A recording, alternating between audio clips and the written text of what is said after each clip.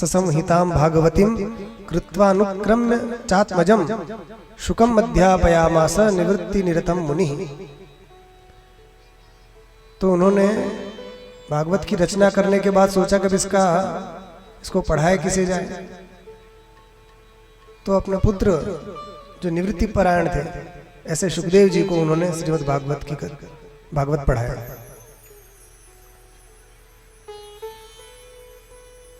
तो शौनकादि ऋषि ने पूछा, महाराज सुखदेव जी के विषय में तो हमने सुना है कि वे तो दिगंबर रहते थे, वस्त्र तक नहीं पहनते थे, परम आत्मा में रमण करते थे, उनको कथा सुनाने की क्या जरूरत पड़ गई? वे क्यों आए कथा सुनाने के लिए? जिसका कोई प्रयोजन हो, कोई इच्छा हो, वो कथा सुनाए। जिसका कोई प्रयोजन ही नहीं, कोई इच्छा ही नहीं, वो कथा क्यों सुना रहा है? क्या जरूरत है? तो सुत जी बोले कि आपकी बात बिल्कुल सही है, मगर एक समस्या है। क्या? जो उनकी कथा सुन लेता है भगवान की, फिर उन्हीं का हो जाता है।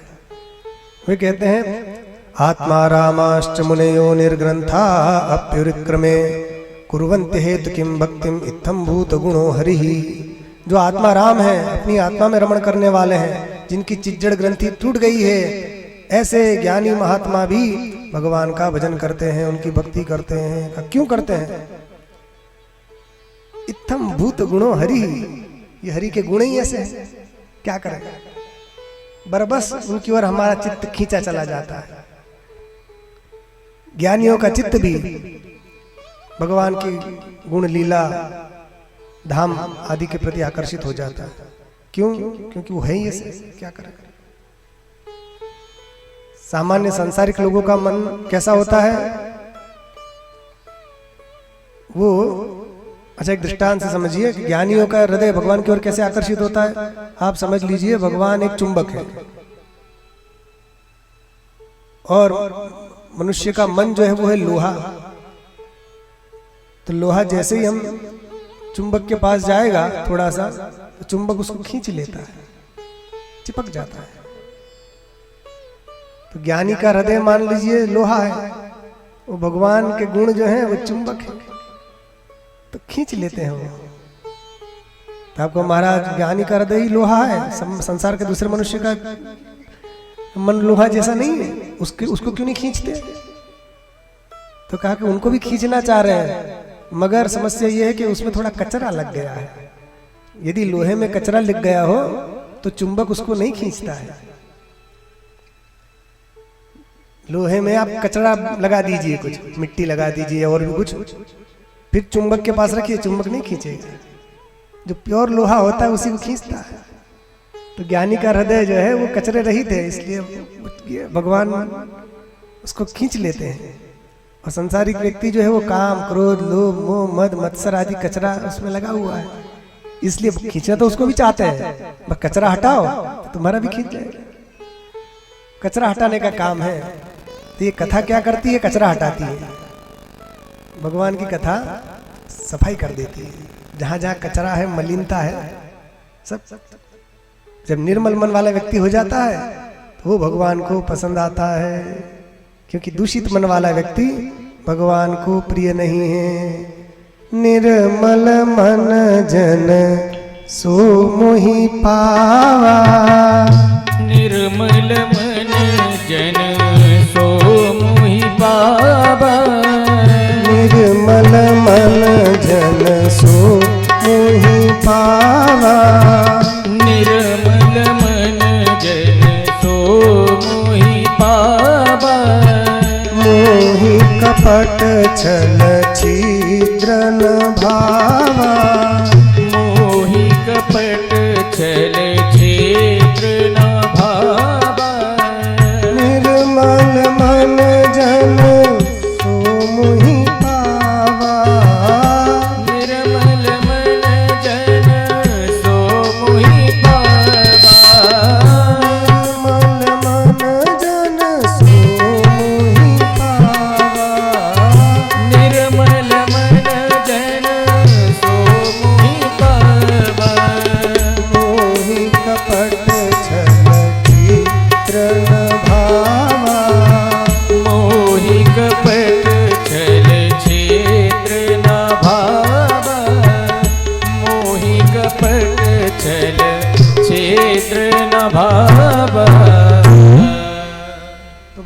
निर्मल मन वाले पसंद होते हैं, जो छल छिद्री कपट करते हैं वो भगवान को पसंद नहीं है। इसलिए जिनका हृदय पवित्र होता है उसको भगवान खींच लेते हैं। तो ज्ञानी महात्मा उनका हृदय सबसे पवित्र, तो इसलिए भगवान के गुण ही ऐसे कि उसकी ओर खींचे चले जाते हैं, इच्छा ना हो तो भी खींच लेते हैं। ये सुखदेव जी की कथा क्या आती है, उन्होंने भागवत क्यों पढ़ी, इन्होंने प्रश्न पूछा। 18,000 श्लोक क्यों पढ़े, क्या जरूरत थी, और वे तो आत्मा में रमण करने वाले। तो बात यह है कि उनका हृदय कैसे आकृष्ट हुआ। तो उसकी ये कथा आती है कि भगवान वेद व्यास जी ने जब ये भागवत की रचना करी तो उन्होंने उसमें से कुछ श्लोक अपने शिष्य को रटा दिए और कहा कि जाओ उस सामने वाले जंगल में तुम जब जाओ समिधा लेने के लिए तब ये श्लोक का गान करना उच्च स्वर से। तो शिष्य जाते थे, उच्च स्वर से वो श्लोक बोलते थे। उसी जंगल में सुखदेव जी महाराज समाधि लगाकर बैठे थे। तो जैसे ही उनके कान में भागवत के श्लोक पढ़े तो उनकी समाधि छूट गई। शिष्य बोलते थे, बरहा पीडम नटवर वपुः कर्णयोः कर्णिकारं बिभ्रदवासः कनक कपिशं वैजयन्तीं च मालां रंध्रान् वेणोरधर सुधया पूरयन् गोपवृन्देर् वृंदारण्यं स्वपदरमणं प्राविशत् गीत कीर्ति।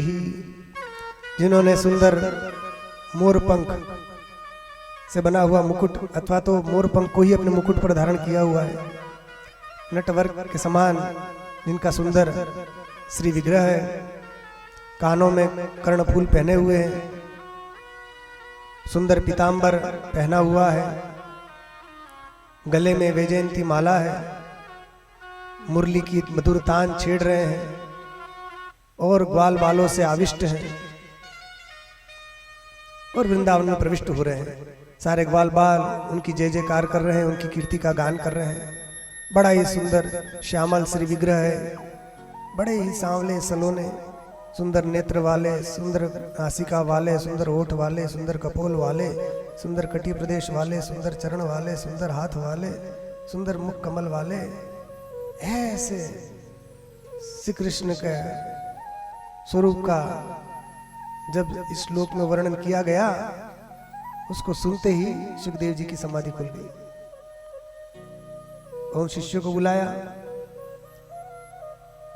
पहले देख श्लोक सुना, फिर उसके बाद शिष्य लोग दूसरा श्लोक गाने लगे, दूसरा श्लोक भी सुना। वो कौन सा श्लोक था? शिष्य लोग बोलते थे, अहो बकीयं स्तन कालकूटं जिघांसया पाययदोप्य साध्वी लेभे गतिं धातृचितां ततोऽन्यं कं वा दयालुं शरणं व्रजेम। अहो बकासुर की बहन ये बकी, जो अपने स्तनों पर कालकूट विष लगाकर आई थी श्री कृष्ण को मारने के लिए, तो जो मारने के लिए आई थी उसको भी उन्होंने सदगति प्रदान करी। अपनी माता को जो स्थान देना था वो स्थान उन्होंने उनको दे दिया। यशोदा जी के जो स्थान रिजर्व रखा था उस स्थान पर पूतना को बिठा दिया गया। ऐसे करुणा निधान, क्यों कि जैसे भी इसने दूध पिलाया, भले ही मारने के लिए स्तन तो पिलाया, इसलिए मां समान हो गई। तो ऐसे करुणा निधान श्री कृष्ण को छोड़कर हम किसकी शरण ग्रहण करें?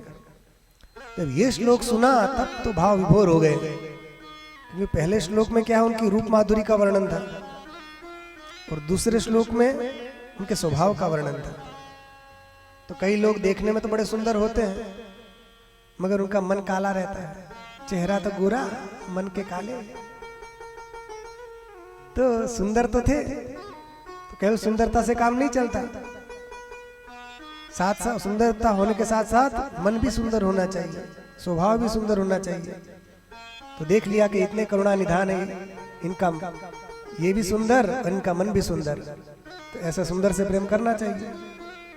तो सुखदेव जी अपना दिल दे बैठे उनको, कृष्ण को अर्पित। उनको बुलाया, ऋषि कुमारों को, इधर आओ बालकों, किसने पढ़ाया ये श्लोक तुमको? तो ये ऐसे श्लोक और हैं? तो हाँ, ये हमारे गुरुजी ने पढ़ाया हमको। कौन है तुम्हारे गुरुजी? वेद व्यास जी। अच्छा वेद व्यास जी। सुखदेव जी प्रसन्न हो गए, चलो रिश्ते में अपने पिताजी तो लगते ही, तो अब थोड़ा मामला सुलझ जाएगा। अच्छा कितने श्लोक हैं ऐसे? आपने जिसे दो सुने हैं ना, ऐसे 18,000 श्लोक हमारे गुरुदेव ने बनाए। 18,000। हाँ तो सुखदेव जी भी भगवत प्रेरणा से वेद व्यास जी के आश्रम में आए और उन्होंने संपूर्ण श्रीमद् भागवत का अध्ययन किया वेद व्यास जी से। सारे श्लोक कंठस्थ कर लिए और कंठस्थ करके फिर वन में चले गए और उन्हीं श्लोकों का ध्यान कर रहे थे, अपने आत्मा में मग्न होकर उसी रूप माधुरी का स्वभाव का चिंतन करते थे। तो भगवान के गुण ऐसे हैं कि ज्ञानियों का हृदय भी उनमें आकृष्ट हो जाता है।